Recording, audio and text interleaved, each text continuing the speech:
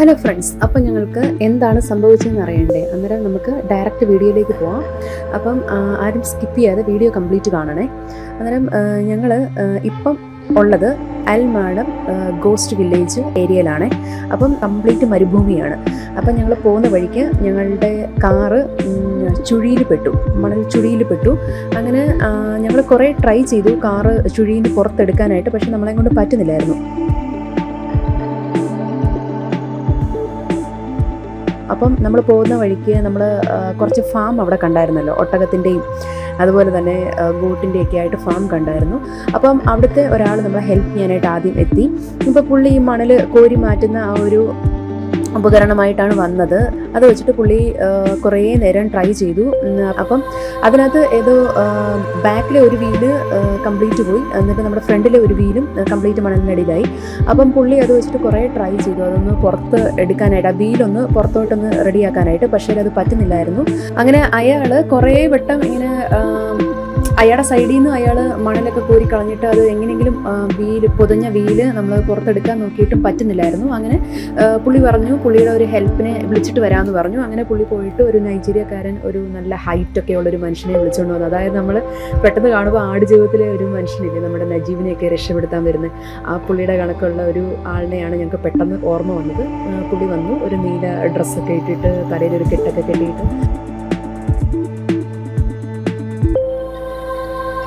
അങ്ങനെ എന്തായാലും പുള്ളിയുടെ സൈഡിൽ നിന്ന് പെട്ടെന്ന് തന്നെ വീണ്ടും ഞങ്ങളുടെ ആ വീലിൻ്റെ അടിയിലുള്ള മണലും കാര്യങ്ങളെല്ലാം കോരി മാറ്റി.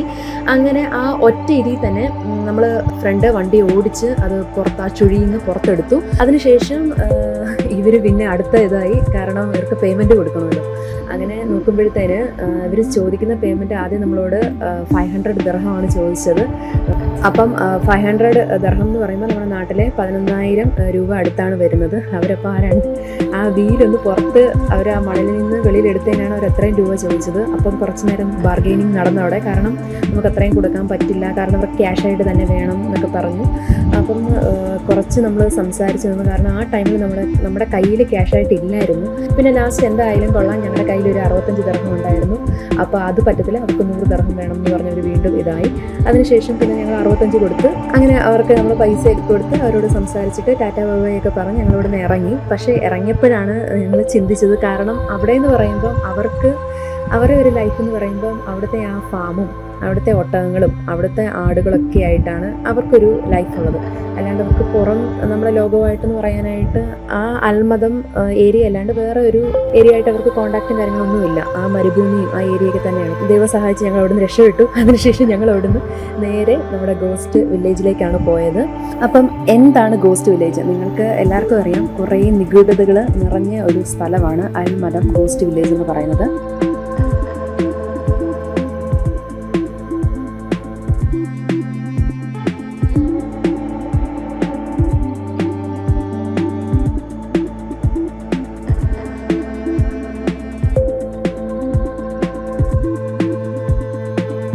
ഹലോ ഫ്രണ്ട്സ്, ഞങ്ങളിവിടെ ഉള്ളത് ഗോസ്റ്റ് വില്ലേജിലാണ്. നമ്മുടെ ഷാർജ ഒമാൻ ഹത്ത റൂട്ടാണിത്.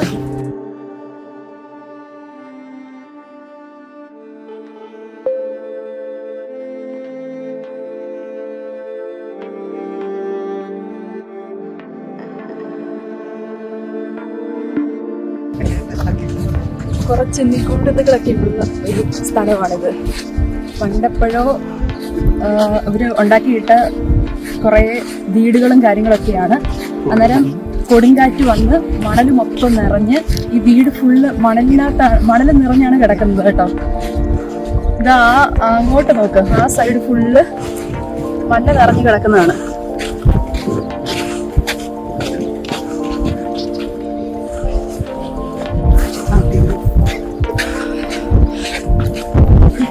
അങ്ങോട്ട് പോ.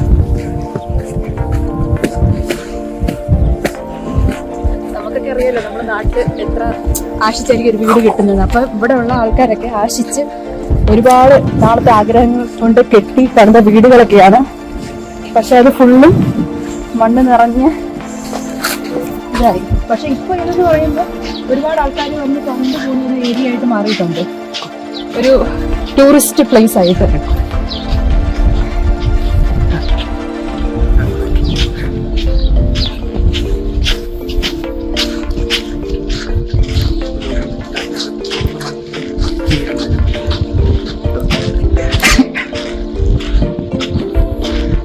വീട് ഫുള്ള് മണ്ണ് കയറി കണ്ട.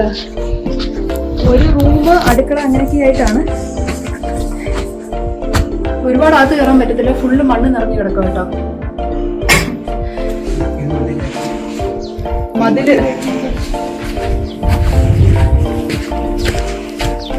മതിലൊക്കെ കണ്ട ഫുള്ള്. ഇപ്പൊ നമുക്ക് ഈ വീടിന്റെ മണ്ടേ കയറാൻ പറ്റും കേട്ടോ. അതേ കണക്ക് മണ്ണിൽ ഓടിട്ട വീടുണ്ട്.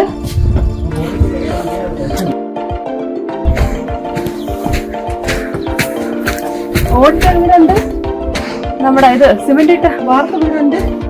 ഇതെനിക്ക് തോന്നുന്നു വെള്ളം കെട്ടി നിർത്തിയിരിക്കുന്ന സ്ഥലമായിരുന്നു, അത് ഫുള്ളുമായി. ഒരുപാട് നിഗൂഢത നിറഞ്ഞ ഒരു സ്ഥലം. ഇതിനു മുന്നേ ഒരു ടീം ഉണ്ടായിരുന്നു ഞങ്ങൾ വരുന്നതിന് മുന്നേ. അവരിപ്പം കാർ എടുത്തിട്ട് പോയതേ ഉള്ളെന്ന് തോന്നുന്നു. ഇപ്പൊ വേറെ ആരുമില്ല. സൺഡേ ആക്ച്വലി ഇത് അടച്ചിടുന്നതാണ്. ഇന്നെന്തോ ഭാഗ്യത്തിന് കുറച്ച് തുറന്നു വന്നിട്ടുണ്ട്. ഞങ്ങൾക്ക് 7 മണി വരെയാണ് ഇതിന്റെ ഓപ്പണിംഗ് ടൈം. നോർമലി വർക്കിംഗ് ഡേയ്സിലാണ് തുറന്നു കാണുന്നത്. വീക്കെൻഡിലൊക്കെ ഇത് അടച്ചിടുക ചെയ്യുന്നത്.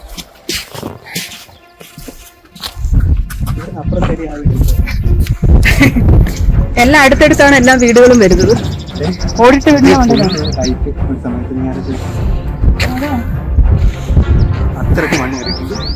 ഇത് നോക്കണ്ടോ, നമ്മളൊരു വീടിന്റെ മേളില് കയറി നിൽക്കുന്ന ഒരവസ്ഥ.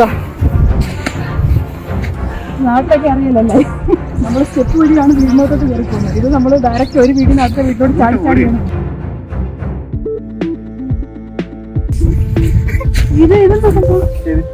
വീടിന്റെ ഗേറ്റ് കണ്ട, വീടിന്റെ ഗേറ്റ് ഫുള്ള് മണൽ നിറഞ്ഞിട്ടുണ്ട്.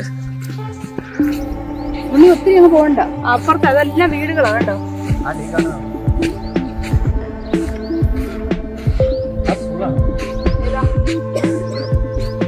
സ്കൂളുകളും അത്ര ഇത് വരുന്നില്ല. സ്കൂളുകളുണ്ട്, ചെറിയ ചെറിയ ഷോപ്പുകളുണ്ട്, വീടുകളുണ്ട്. എല്ലാം മണ്ണിനകത്താണ്.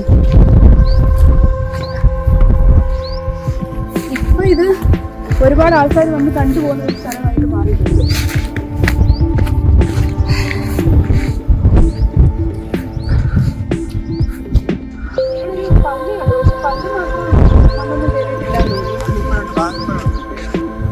അങ്ങനെ ആ 10-25 വർഷങ്ങൾക്ക് മുന്നേ ഉള്ള വീടുകളിൽ ഇതേ കണക്ക് മണലും കാര്യങ്ങളൊക്കെ നിറഞ്ഞ് കംപ്ലീറ്റ് മൂടിയായിരുന്നു. അപ്പം അതിനുശേഷമാണ് അവിടെയുള്ള ഗവൺമെൻറ്റൊക്കെ മുൻകൈ എടുത്തിട്ട് ഇവരെ അവിടെ നിന്ന് ഈ അൽമഡം ഏരിയയിൽ തന്നെ എല്ലാവരെയും മാറ്റി പാർപ്പിച്ചു. പിന്നെ അതിനുശേഷം ഇതൊരു നിഗൂഢത നിറഞ്ഞ ഒരു സ്ഥലമായിട്ട് മാറി. അപ്പോൾ അതിന് ഗോസ്റ്റ് വില്ലേജ് എന്ന ഒരു നെയിമും കാര്യങ്ങളൊക്കെ ആയിട്ട് അതിപ്പോഴും ഇങ്ങനെ തുടരുകയാണ്. അന്നേരം നമ്മളുടെ ഒരുപാട് ടൂറിസ്റ്റ് ആളുകൾ ഇപ്പോൾ വന്ന് അതെല്ലാം കാണുന്നുണ്ട്.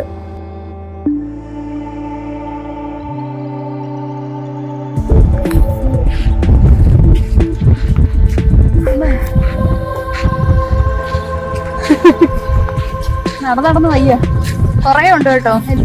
എനിക്ക് തോന്നുന്നു 10-20 സെന്റ് സ്ഥലം കാണുമായിരിക്കും. 10-20 സെന്റ് സ്ഥലമാണ് ഇത്. കണ്ടോ, ഓരോ റൂമുകള്, ബാത്റൂം കംപ്ലീറ്റ് മണ്ണ് മൂടി. ബാത്റൂമിന്റെ ബോഡി കയറുന്നത്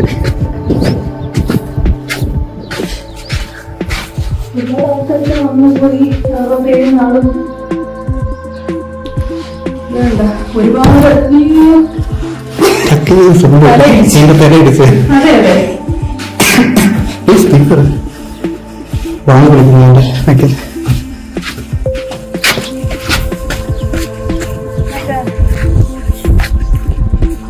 ഇവിടുന്ന് വന്നുപോയ ആൾക്കാരൊക്കെ എഴുതി വെക്കുന്ന ഭിത്തിയിലെ പേരും നാളും ഒക്കെ. പക്ഷെ എന്തെങ്ങനെ സംഭവിച്ചിരുന്ന ആർക്കും അറിയില്ല. അതുകൊണ്ടാണെന്ന് തോന്നുന്നു ഇതിനെ ഗോസ്റ്റ് വില്ലേജ് എന്ന് വിളിക്കുന്നത്. സൺസെറ്റ് നോക്ക്, നല്ലൊരു വ്യൂ.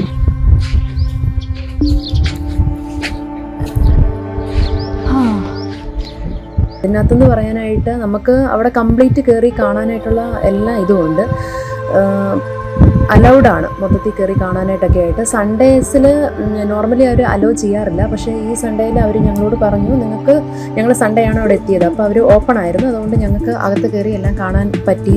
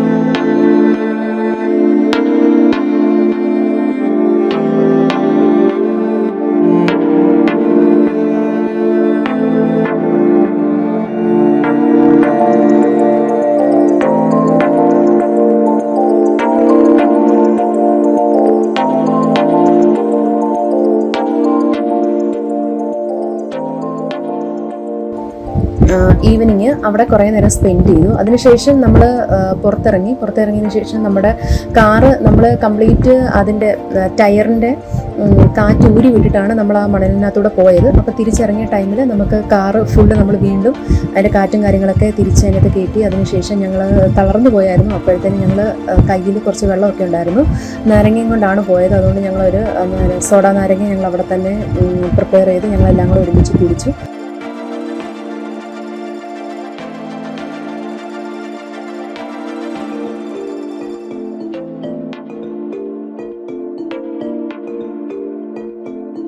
അതിനുശേഷം ഞങ്ങൾ അവിടുന്ന് ഇറങ്ങി കുറച്ച് ഫോട്ടോസും കാര്യങ്ങളൊക്കെ എടുത്തായിരുന്നു. അപ്പം ഇനിയുള്ള വീഡിയോ ആയിട്ട് ഞങ്ങൾ വീണ്ടും വരും. അതുവരെ ടാറ്റാ ബൈ, സീ യു.